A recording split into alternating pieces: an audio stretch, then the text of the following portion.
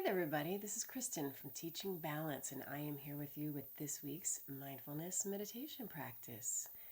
And we are in the glorious month of rest and relaxation. And we've explored it a couple different ways. We opened it up with this idea of downshifting and really being gentle with yourself as you begin to downshift. And also just reminding yourself that you can downshift into summer and vacation. Then we took it outside just for a little fun because, of course, if you're anything like me, I'm just desperate to be outside as often as possible during the warmer months. And so I thought it would be kind of fun to touch on a variety of different ways that you can take your meditation outside. And now we're back inside, and I wanted to, in the spirit of rest and relaxation, talk a little bit about the idea of giving yourself permission just to rest. And rest can look different for different people. For some people, they feel that, certain activities fill their bucket, like, going hiking with friends or, that sort of thing. Some people, like me, really love reading. That really fills my bucket and makes me feel very, very happy. And then the other thing is just, even though there are activities that we enjoy, giving yourself permission to do nothing. Now, this came up when I was on that educator retreat a couple of weeks ago. And, as hard as it is, and I say this truly for myself because it is hard for me, I guess the theme for this week is doing nothing is still doing something. So choosing to take a nap, choosing to rest, choosing to just sit, and of course meditate, where you really are not being productive in any way, shape, or form, that is still of value. And the reason that it's still a value, and of course you guys know this, is that it really does allow you to get some well-needed rest. And we're not, programmed to, seek rest except when it feels like desperate. And so to go back to this whole retreat thing, I remember the person who gave us sort of like the talk about the facilities and the land, and it's up at a higher altitude even than Denver. And he basically said, like, if you get thirsty, you're already dehydrated. So don't let that happen. And I that immediately just came to my mind, because if you are really exhausted, it's already too late. And of course you should rest then too, but try to get ahead of it, like drinking water regularly in a dry, high altitude climate. You want to get ahead of it and knowing that it's in your best interest to do so. And again, like I said, I know it's hard. It's so hard for me. It really is so hard, especially because I'm home and my husband works from home. And so those weekdays where he's being, all worky, it's hard for me to just sit and do nothing and really rest, but there is so much value in it. So doing nothing is still doing something. That's my invitation to you this week. And for some of you, you might be thinking, girl, I got this, which is great. And some of you are like, oof, I don't know, that's a pretty big ask, or somewhere in between. So let's go ahead and start by sort of doing nothing, which is actually doing something, which is our meditation practice. Oh, where's my phone? Here it is. All right, let me get this all set up. Sorry, I was all excited to get rolling with our taping that I didn't set it up ahead of time. By the way, if you are curious, I just use the Insight Timer app for the timer with the bells and the things like that. And you can set it and have presets. It's pretty great. Even before Insight Timer became this, incredible resource, it was still a darn good timer too. So let me go ahead and get that going. I'm going to turn it up just a little. Hopefully it's not too loud. Okay, sorry about that. Let's go ahead and sit for 10 minutes.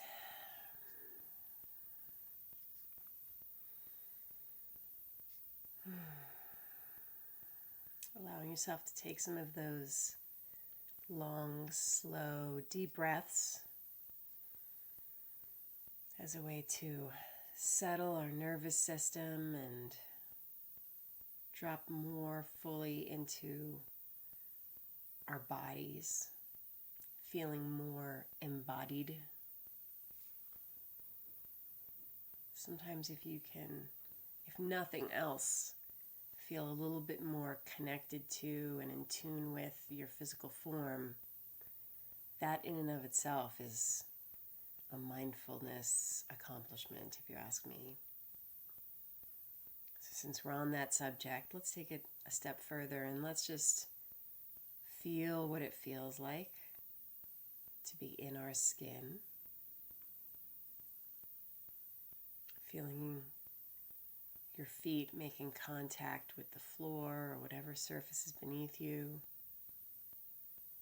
Feeling the support of your chair or cushion or bed.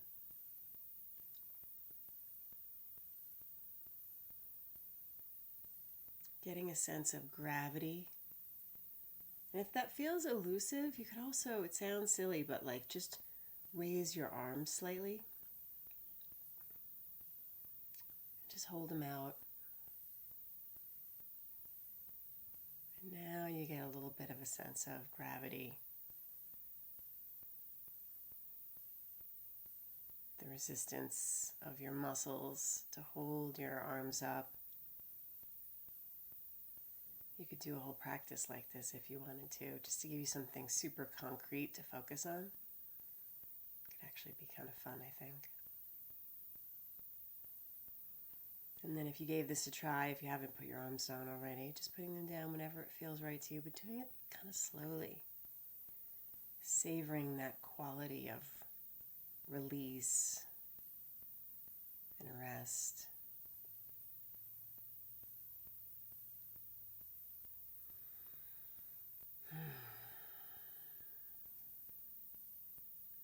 Once again, settling back in. And you know, of course, you can rest your attention on the breath or sensations associated with the breath. You can rest it on sounds. But I'm feeling kind of drawn to this idea of the body right now. So if you care to, that's where I'm going to rest my attention.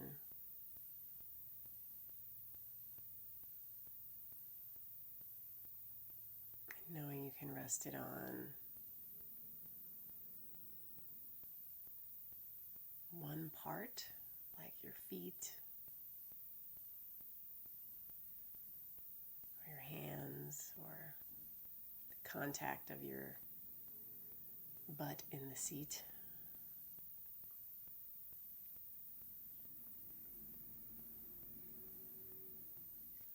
And you can hold your whole body in its entirety in your awareness too, if that feels more interesting and more appealing to you.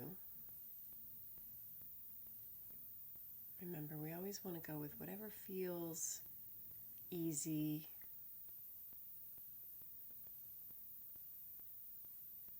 The purpose of this is not to suffer or be hard on ourselves or to strive.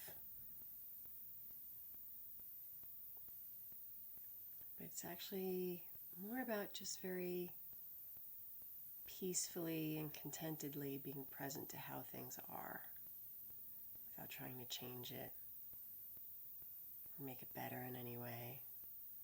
Just being with it as it is.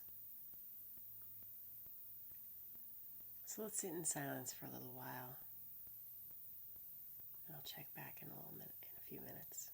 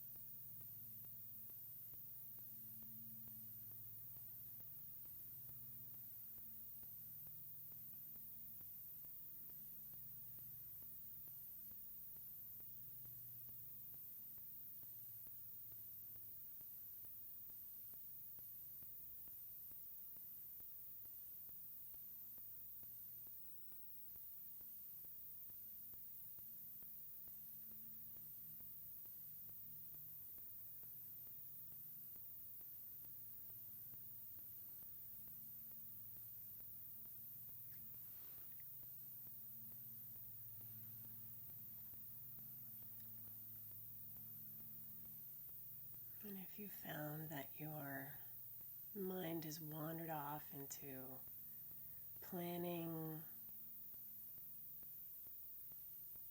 idea generating, remembering or worrying, remembering that's not a problem. You just notice it, and if you care to, you can even label it, either just as thinking or more specifically what type of a thought it is. Not judging it or telling yourself the story about it, but just slapping a label on it, I guess you could say. And then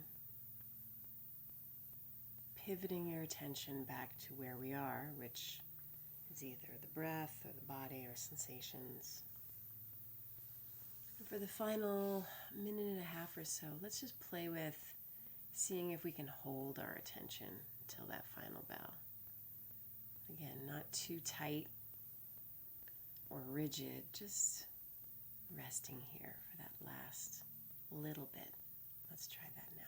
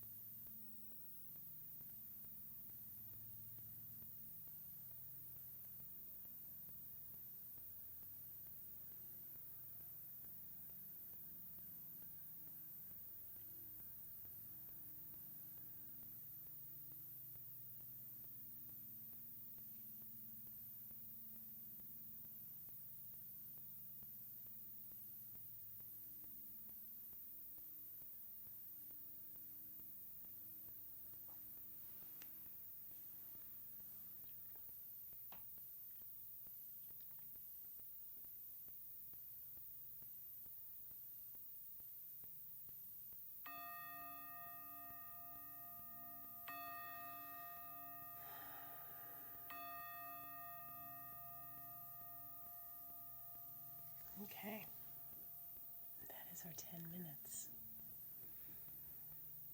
One other thing, because I'm just looking down at it, about the Insight Timer, is it kind of keeps track of how many consecutive days you've practiced using the timer, which I think is kind of interesting. I can never get a steady thread going because I tend to meditate using a variety of different resources. But if you're the kind of person that really finds that very positively reinforcing, I would definitely encourage you to use that in addition to or as an accompaniment to what we're doing. So doing nothing is still doing something. I hope that you find that invitation to give yourself permission to do nothing this week and hopefully farther into the summer is appealing to you. And as always, thank you so much for taking this time for yourself and for allowing me to accompany you on this journey. I will see you next week. Take care. Bye.